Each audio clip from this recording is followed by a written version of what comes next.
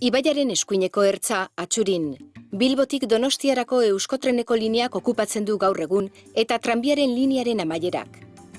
Hantxe dago tren geltokiaren eraikin historikoa, Euskotreneko bulegoen egoitza, 1913koa.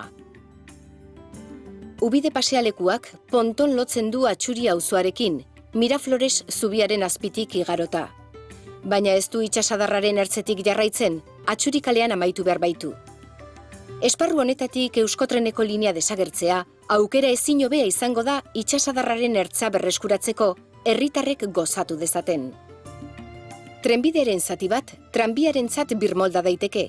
Horrela tokia geratuko litzateke ubide pasealekua ahazteko, San Antongo zubiarekin lotu arte luzatuz. Plaza eta oinezkoentzako pasealeku berriak egingo dira itsasadar ertzean zehar San Anton elizaraino, ibaia zeharkatzen duen pasabide bat eginez. Bestalde, oinezkoentzako zubi berri bat proposatzen da Urazurrutiko kaiarekin lotzeko. Eta igogailu bat, Atxuri kalea, Herribera pasealekuarekin komunikatzeko. Geltokiko eraikina inguruari bultzada emango dion ekipamendutzat erabil daiteke. Proposamen berri honek Atxuri auzoa itsasadarrerantz irekiko luke.